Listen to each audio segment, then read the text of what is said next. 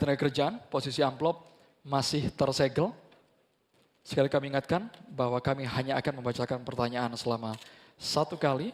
Mohon para calon presiden untuk menyimak dengan seksama. Pertanyaan ini ditujukan untuk calon presiden nomor urut 3, Bapak Ganjar Pranowo, dengan subtema ketenaga kerjaan.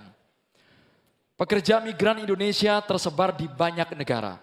Di sana mereka banyak mengalami masalah, mulai dari masalah hukum, pelecehan, hingga kesehatan mental. Pertanyaannya, bagaimana strategi paslon menjamin keselamatan dan kesejahteraan pekerja migran Indonesia? Waktu Bapak 2 menit untuk menjawab dimulai saat Bapak berbicara, silakan. Terima kasih. Kembali negara hadir dengan segala perangkatnya. Ada duta besar di sana. BP2MI, ada juga. Kementerian Tenaga Kerja, ada. Pemerintah daerah, ada. Kami mau bercerita pengalaman. Karena kemarin kami komunikasi dengan pekerja migran kita yang di Hong Kong. Kita live bersama dan mereka menuntut apa yang menjadi pertanyaan ini. Pak Ganjar, apa pelindungan yang diberikan kepada kami? Inilah panic button, inilah nomor telepon dan kalian kalau ada masalah telepon ke situ. Kalau tidak, maka ini akan kita tarik di pemerintah tertinggi agar kita bisa mengintervensi. Kenapa ini menjadi penting? Masalah-masalah yang mereka hadapi, satu, mulai mereka berangkat legalitasnya mesti beres. Mulai mereka berangkat kita sudah harus tahu skillnya apa. Mulai mereka berangkat apa yang ada dalam kontrak kerja. Kita pastikan semuanya. Dari kementerian yang ada, lembaga yang ada, itulah kontrol dilakukan. Kenapa saya bicara sampai mesti ada tempat melapor, duta besar yang aktif agar kita bisa melindungi segenap bangsa Indonesia dan seluruh tumpah darah. Warganya dimanapun mesti dilindungi.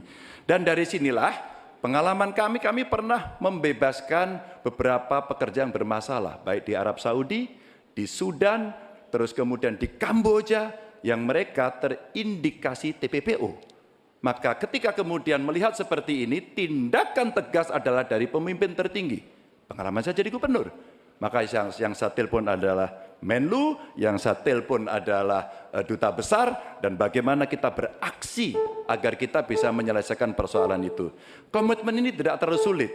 Ketika data benar, instrumen benar, melakukan dengan cara yang benar, maka seluruh persoalan akan cepat diselesaikan. Waktunya habis Bapak.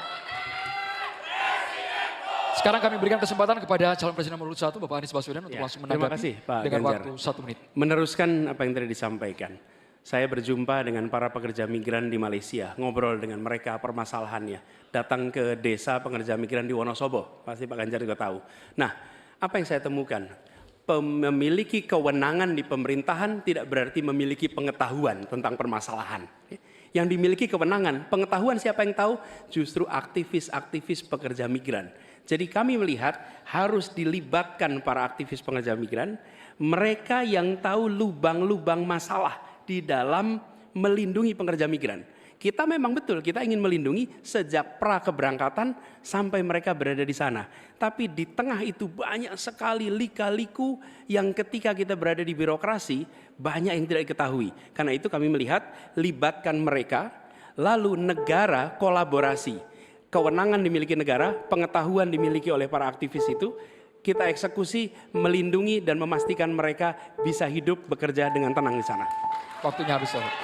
Selanjutnya kami berikan kesempatan kepada Bapak Prabowo Subianto, calon presiden nomor urut 2, untuk menanggapi atas jawaban yang disampaikan oleh Bapak Ganjar Pranowo. Waktu Bapak 1 menit dimulai saat Bapak berbicara. Saya kok ya harus mengakui juga bahwa saya banyak sependapat dengan dua. Berarti apa ya, keberpihakan kita kepada kaum pekerja di luar negeri itu sebenarnya sama.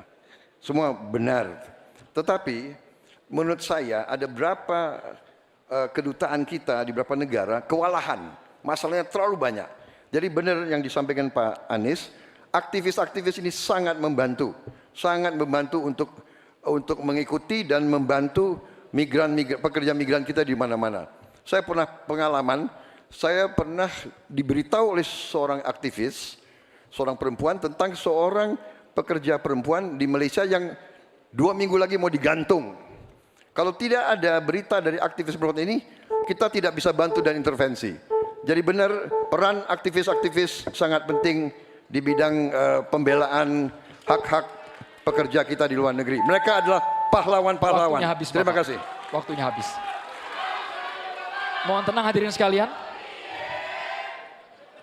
Kami persilakan kepada calon presiden nomor urut 3, Bapak Ganjar Pranowo, untuk merespon tanggapan dari Capres nomor urut 1 dan juga Capres nomor urut 2. Terima Silakan, kasih atas masukannya. Karena udah banyak setuju ya baik-baik saja.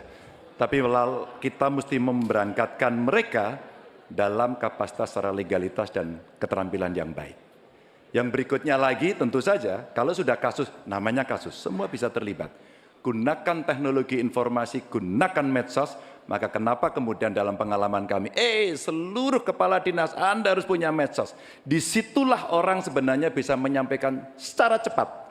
Maka ketika itu masuk dalam dashboard kami, dalam lapor GUP umpama pada saat itu, kita merespon dengan sangat cepat karena kita tahu persoalan yang mereka hadapi.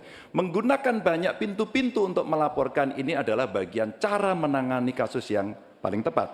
Tapi mencegah itu jauh lebih baik dengan sekali lagi legalitas, keterampilan, kontrak, dan memberdayakan seluruh aparatur termasuk pemangku kepentingan dan aktivis kalau Mas Anies tadi sampaikan. Saya kira itu cara yang cukup komprehensif untuk merespon persoalan PMI. Waktunya habis, Bapak.